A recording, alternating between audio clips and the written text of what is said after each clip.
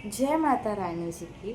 आज हम एक प्राचीन कहावत पर विचार करेंगे जो हमारे जीवन और धार्मिक दृष्टिकोण से गहरा संबंध रखती है। मुँह में राम, बगल में छुरी। ये कहावत उस कपटीपूर्ण व्यवहार को दर्शाती है जहाँ व्यक्ति बाहर से धर्म का आभरण रचता है किंतु मन में छल और स्वार्थ छिपाए रखता है। धार्मिक दृष्टिकोण से ये कहावत हमें सच्चाई, निष्ठा और आंतरिक शुद्धता की ओर ले जाती है, जो किसी भी धर्म का मूल आधार है।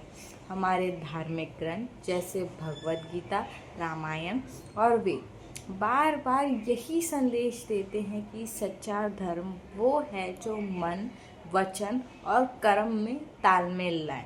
लेकिन यदि हम मुँह से राम जी का जाप करते हैं और कर्मों में छल करते हैं तो ये ना केवल धर्म का अपमान है बल्कि स्वयं के साथ भी विश्वासघात है।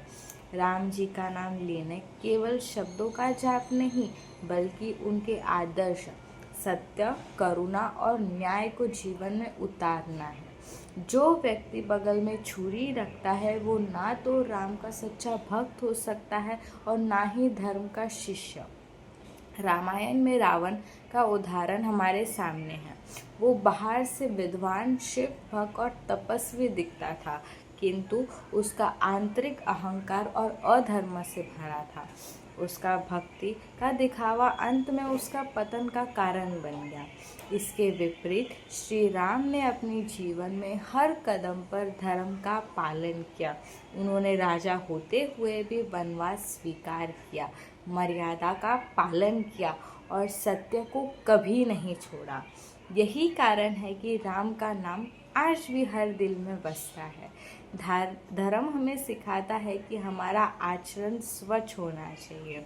उपनिषद कहते हैं सत्यमेव जयते, सत्य की ही जीत होती है। यदि हम मुंह से भक्ति की बात करते हैं किंतु मन में कपट रखते हैं तो हमारा धर्म केवल एक मुखौटा बनकर रह जाता है। सच्चा धार्मिक व्यक्ति वो है जो दूसरों के प्रति करुणा, प्रेम और ईमानदारी रखता है। वो अपने कर्मों से समाज में विकास का और एकाग्रता का संदेश लाता है।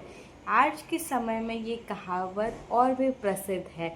हम अक्सर देखते हैं कि लोग मंदिरों में माथा टेकते हैं, बड़े बड़े अनुष्ठान कराते हैं, किंतु अपने दैनिक जीवन में दूसरों का श्रेय लेते हैं, झूठ बोलते हैं या स्वार्थ साधते हैं।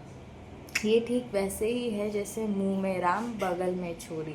धर्म का असली मोल तब है जब हम दूसरों के दुख में दुखी हो, जरूरतमंदों की सहायता करें और अपने कर्मों में पवित्रता लाएं।